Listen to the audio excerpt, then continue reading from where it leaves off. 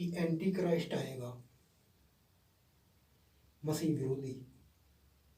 कहते मसीह विरोधी आएगा पहले, फिर मसीहा आएगा। अब मसीह विरोधी है कौन?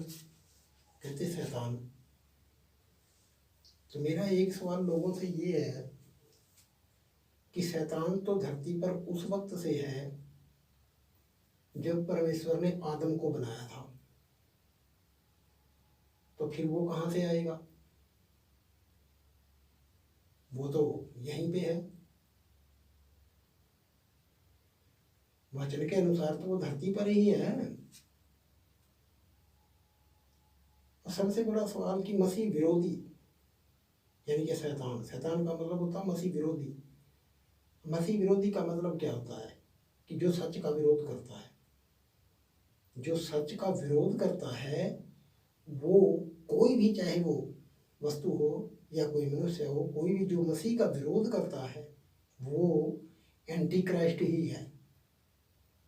जो सच का विरोध करता है वही एंटी क्राइस्ट है, चाहे वो कोई इंसान है, चाहे वो कोई प्रकृति है, चाहे वो कोई दुष्ट आत्मा है, चाहे कोई भी है। जो सच का विरोध करता है, चाहे कोई छोटा है, चाहे कोई बड़ा है, चाहे कोई स्त्री है, चाहे कोई बच्चा है, और चाहे कोई इंसान है, साधु संत कोई भी है, चाहे जो सच का विरोध करता है वही एंटी क्राइस्ट है। और मुझे आप बता दीजिए कि कब सच का विरोध नहीं हुआ? सच का विरोध तो शुरुआत से ही हो रहा है ना। और वो इसीलिए हो रहा है कि मसीह विरोधी यहीं पर है। ये जो कहते हैं ना पहले एंटी क्राइस्ट आएगा, ये सब एंटी क्राइस्ट है। ऐसा कहने वाले ही एंटी क्राइस्ट हैं। वो चाहते ही नहीं कि मसीह प्रकट हो, मसीह किसी को सही शिक्षा दे। वो नहीं चाहते ऐसा, क्योंकि मसीह को पहले भी किसी ने मसीह नहीं कहा, इसीलिए उसने एक बहाना बनाया जाने का। समझे ना? अब ये तो समझने वाले को लिए है, इसलिए उसने एक बहाना बनाया जाने वालों का कि मैं जा रहा हूँ और मैं फिर आऊँगा। क्योंकि वो लोग मसीह को मसीह मानना ही नहीं चाहते। कौन? जो सच के बैरी हैं, जो सच का विरोध करते हैं, वो कभी भी मसीह को मसीह नहीं मानेंगे। जगत की शुरुआत से लेकर और जगत के अंत तक, जगत का अंत हो जाएगा और वो लोग नरक में चले जाएंगे, वो तब भी नहीं मानेंगे। समझे ना? कुछ देर तो तब भी उनको ऐसा लगेगा नहीं नहीं हमें कोई बचाने आएगा, पता नहीं किसको मसीहा मानेंगे वो। और वचन में लिखा कि परमेश्वर उनके सामने खड़ा होगा और वो कहेंगे कि कहाँ है तुम जिसने हमें लाल समुद्र से पार किया था। तो ये जो लोग सच पर चलने वाले नहीं है ना, जो सिर्फ अपने पेट के लिए, अपनी रोजी रोटी के लिए, अपनी वाहवाही के लिए, प्रधान बनने के लिए, या सत्संगों में अपनी वो पैठ बनाने के लिए जो अपने आप को स्थिति करते हैं ना दुनिया में, और जो सच का विरोध करते हैं वही एंटी क्राइस्ट है। कोई एंटी क्राइस्ट आने वाला नहीं है। समझे ना? और ना ही कोई मसीहा आने वाला है। समझे? क्योंकि मसीहा तो आ चुका, मसीहा तो वो जाने वाला है। समझ गया ना? उसने कहा था ना कि मैं जगत के अंत तक तुम्हारे साथ हूँ। तो वो तो जगत के अंत तक सबके साथ है कि उसको मानने वाले हैं। समझे ना? और जब प्रार्थना करते हैं कि जहाँ 2 या 3 मेरे नाम के लिए इकट्ठे होते हैं मैं वहाँ हाजिर होता हूँ, और फिर अगर वो वहाँ हाजिर होता तो फिर कैसे होता है? वो जब आने वाला वो तो आएगा कभी, तो फिर कैसे हाजिर हो जाता वो? समझे ना? तो एक तरफ तो ये कहते हैं कि नहीं वो तो बाप के दाहिने हाथ बैठा है, और एक तरफ कहते नहीं 2 या 3 प्रार्थना करते वो वहाँ हाजिर हो जाता है। तो क्या वो दौड़ लगाता रहता है? कुछ लोग कहते नहीं वो आत्मा के द्वारा हाजिर होता है, तो क्या वो शरीर से आएगा दोबारा? और फिर कुछ लोग ये भी कहते हैं कि नहीं वो हमारे लिए जगह तैयार करने गया हुआ है। कहाँ लिखा हुआ है ऐसा कि वो जगह तैयार करने के लिए गया हुआ है?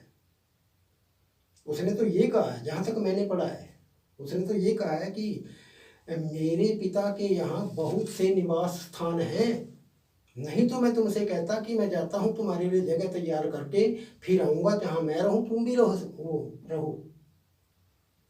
इसका मतलब ये नहीं है कि वो जगह बनाने के लिए गया है। अगर ये वो जगह बनाने के लिए गया है इनके मुताबिक, तो वो 12 चेलों को बोलकर गया था कि मैं तुम्हारे लिए जगह बनाने जा रहा हूँ। तो उन 12 चेलों ने आगे और चेले बना लिए, इसका मतलब फिर वो और जगह बनाता रहा। फिर आगे अब तक और भी बहुत सारे बनते, वो तो कभी आएगा ही नहीं फिर वो, इसका मतलब तो, क्योंकि वो तो जगह ही बनाता रह जाएगा। तो ये बेवकूफ़ी भरी बातें हैं ना, जो ये इंसानों को बरगलाने के लिए लोग करते हैं। जो सच के बैरी हैं ना, वो ऐसी बातें करते हैं।